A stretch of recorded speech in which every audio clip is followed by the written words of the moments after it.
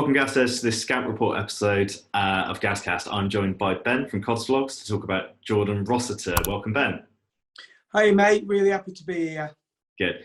Rossiter has joined Rovers on a 2-year deal for an undisclosed fee. He began his career at Liverpool. He won their Academy Player of the Year award in 2014, and he's yet another Scouser to add to Joey Barton's collection. He's Barton's first signing of the summer, and this is the second time he's signed him after also taking him to Fleetwood after they've been teammates at Rangers. Barton had this to say about signing him. We're delighted to welcome Jordan to Bristol Rovers, a player who I know very well. Jordan is a leader both on and off the pitch, pretty glowing. And Rossiter had this to say, I can't wait to get started. I was aware that Rovers were interested in me as soon as the season finished, and I'm really excited to be able to call myself a Rovers player. I played at the Men before, but that was during the COVID season. I know just how special the atmosphere is there, and I'm excited to experience it for the first time. I've worked alongside the manager before at Fleetwood. I know how ambitious he and Rovers are. So Ben, what are Rovers getting? They're going to get a good player. They're going to get a player who, for me, is like Joey Barton on the pitch. One that will work hard. He'll do the running that nobody else will want to do. And when we started off really well, when we nearly went up, he was our best player for 3 months, and we had some real quality. And then he breaks down against Tranmere, then he's out for the rest of the season. And Fleetwood didn't look the same for 2 months until we got to January. He's one of those that can get box to box, or he is a character. I remember being at Pilfoot, having my dinner at the training ground, and he was up in the gym. And because when we signed him, I said something like, he's a really good player. He's not someone who's a goal scorer midfielder. And he watched my video personally, and he mentioned that. And I went, well, as soon as you saw a goal, I'll call you a goal. And then I think for about 6 or 8 games, he was having a go for a rave. And it's like, he might be one of these types of players, but he is one of those types of players that has a good attitude, really, really good. And for me, I think he's the perfect type of player for Bristol Rovers because he understands the club. When he was out injured, he was still in the dressing room talking to our younger lads, getting them through. So he is like a League One version of a Connor Cody. That Scouse gentleman that can have a great effect on the rest of the players. And let's be honest, you've got Sam Finley who came last year, who I said at the time, I think he's a League One player. I think I said he'll get 7 goals minimum. I think he got 6. So not too far off there. You've already added to the Fleetwood group. And the thing is with Joey, he goes with what he knows. And that's good. And you'll get a player in there. The one doubtful is he's played 65 times for us in 3 years. I think he played 20 times, got injured. The lockdown season was actually probably his longest season in football, where he played about 35, 40 times. And then only played 10 times this year. He was rumored to be back in November. Then it was January. And as the season went on, if he does go down, it's kind of one of those, he's not getting back up here. He's going to be out for 6 months.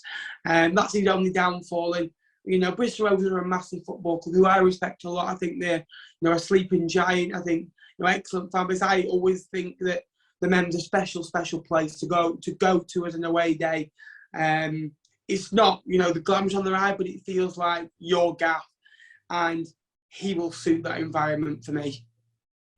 You mentioned Finley in there, and you did describe him as a lower leagues Gerrard, which was at the time I kind of had a bit of a chuckle, but actually been proven right. How similar is he to Finley? Because you mentioned a few of his attributes there, and it sounds like he's pretty similar. He is. I do think that Rossiter is a bit more defensive than Finley. Finley's that type that I think Finley now will go and maybe do the same again in League One because he's got the freedom to go and attack, and that's what Jordan Rossiter allows other players to do. He allows your other 2 midfielders to have a little bit of freedom. I do worry.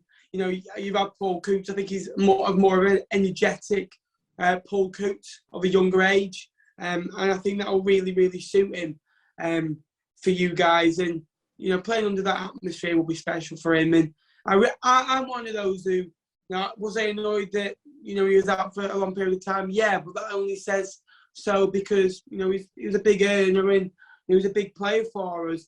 I do think it was right to get rid of him off our books.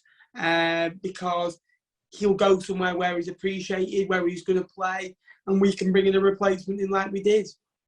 Yeah, I was going to ask why he's leaving. Is it just not enough games for the money you're paying him. Yeah, it's one of those. It's 65 games for a player of Jordan's quality. We need to be paying that money for possibly 35, 40 games a season, and you can't guarantee you that. The one thing is with Jordan, he hates being out injured, and he's not one of those that will just sit lying around. He'll be in the gym every day trying to get back, but he just doesn't allow him. And he's one of those who's been so unlucky with injuries, but he is one of those players that your younger lads will look up to Jordan, and that's a good thing, because you've got what you've got. It sounds scary having two Joey Bartons. One's scary enough at times. You've got a Joey Barton as a player in there who, if Joey's not there, well, when he's not in there on the pitch, say when you go into these big grounds next year, your Derby Counties, your Sheffield Wednesdays, you've got a Barton like on the pitch as well, guiding them through the game. Were you surprised that we've paid a fee for him? With a 1 year left, I always thought that you would get him, and I think we spent 100 grand on Werrideau from Colchester, so I believe it'll be around about 150 grand that you've paid, which I do think is a decent fee for a club of your size, at League One, with a year left. I think it's great for all parties that he's gone now. We've got a fee in. We've brought an energetic 22-year-old midfielder in, one of the best players in League Two, according to some reports. You've got a good player, an experienced League One player, because you have got a great squad, but you are going to need some of those players to get you through. You did really well last year, but you just need these players to guide you through these games. And will he be well received when we eventually play you again this season?